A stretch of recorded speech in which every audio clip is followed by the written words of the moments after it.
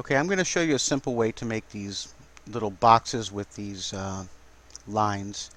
These lines are probably called other things in other programs, but in Photoshop they're called a stroke, and you'll understand why. What you want to do is down here is your shape tool. Now I'm going to right click on it. That's kind of a help menu that comes up. I'm getting rid of that. Right click on it, and it may look like this when you see it. It may look like that when you see it. But these are your shapes. So you want to right click on it and select a rectangle tool. Now we want the rectangle tool to have a fill of blank.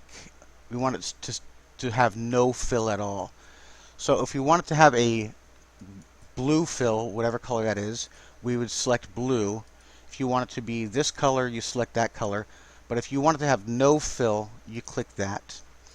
And this is your stroke. Your stroke is your outline. And I'm going to pick a lime green so you can see it. And right now it's set to 6.99, but I don't know if that's going to be accurate, so we'll fix that later. Now, the best way to do this, in my opinion, is to set up some guidelines to make a grid, and that'll take not a very long time at all. And in order to do that, you want to have your rulers. This is a ruler, and this is a ruler. Now, I have mine set to pixels. If yours isn't set to pixels, go to Edit, Preferences, and where's Rulers? Units and Rulers. Yours may be set to inches. Inches is fine. That's probably better for print. But I have mine set to pixels just because. Pixels and pixels. All of this stuff I've never touched in my life, so I don't even really want to explain that. So now that we have our rulers set up, you just want to take your mouse inside of this, click and drag. And this is dragging what's called the guideline. Now I'm going to do this pretty rough. I'm not going to do it totally accurate, but we want to drag it there. Now I know I'm tracing over yours and you would have to freestyle it, but whatever. I'm just showing you how to do it. So we make another guideline for that. And I'm using my mouse, I'm using my space bar. See the cursor crosshair? When I hit space bar, it turns into a hand, and I can move this around. So now I'm clicking over here, dragging, I drag another guideline. I'm dragging another guideline here on this. Like I said, I'm not gonna be doing it 100% accurate. I'm just going kind of fast. And another one here, and we'll just do 2 rows. That's fine. So now we have our grid almost not quite made, but we have it laid out pretty well. So now remember, we have our rectangle tool, we have no fill, and a green stroke. And the reason I'm selecting a green stroke is because if I put a gray stroke like yours, you won't be able to see it. So now you just click pretty much anywhere on this side, left click and drag, and when it hits these guidelines, it'll snap to it. I don't know if you can see that snap, but it snaps right to it. And it snaps to that one, but we don't want it to snap to that one. We want it to snap to that one.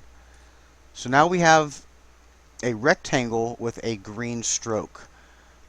In order to control the size of the green stroke, I can tell by my eye that it's too big.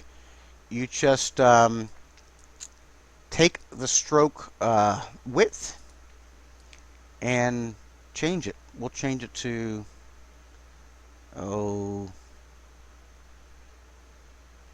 that big. So now we have one box done. I'm using my mid mouse button to, my mid mouse wheel to scroll in, and my space bar to move around. So I can zoom in, move around, zoom out, move around. Now we go to our second one, and it's snapping to this grid, or this guideline. It's snapping to this guideline. It's snapping to that guideline. We have a second one. Now we have a third one. And we go over here. And we start here, and we just keep going. So now we have our boxes, and I'm just going to pretend like I did the rest, but whatever. And in order to really see them, we have to get rid of these guidelines. We don't want to get rid of them right now. We want to just make them get off the screen. So we take off the extras, and now you can see our strokes. I'm sorry, our rectangles with the strokes. And if we go to our layers palette, I'm just going to add a gray. Go to our layers, click this, which is your adjustment layer icon, and go to solid color, and I'm just going to pick a gray background just so we can see the grid. So anyway, that's it. And then you would, once you have your grid, you would put your picture in here and mask it in. And let me show you an easy way to do that now that we're on it. I'm just going to pick any image. I'm going to pick, let's see, this Mur. This Mur looks good. I'm grabbing Mur, dragging him down. You can't see it, but I'm dragging him to the Photoshop icon in my taskbar, and I drop it in here. Now I'm going to resize him, but he's overflowing. That's not a problem. All we do is we take this tool, which is your rectangular marquee tool. It also can be an elliptical and a single row marquee and a single column. I never use these two. I will use a circular or elliptical marquee, and I will use a rectangle one. And we just drag, and we're going to go about halfway in. It doesn't have to be halfway, but let me zoom in to show you where I selected it. As long as it's inside of this green, this is where we want Mur to show. Now Mur is behind the green, and we're going to mask him in. So now we have him selected, and we just press this button. Excuse me. And now we have Mur there, and let's select another image. We'll take Fat Arc, drag him in, resize him,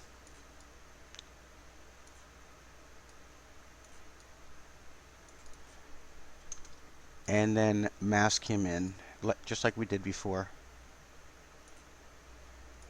Alright, I'm going to do one in real time to show you just how fast it is. We'll take, no, we can't take that one. It's a bit weird. Mur hitting Arc with a baseball bat. And there we go. So that takes, I don't know how long that was, 10 seconds to do one. So there we go. We have our grid set up. We have our outlines. And we plopped our images in. I mean, it's not hard. It's just a matter of knowing what buttons to press, I guess. Now let me find my recording program and turn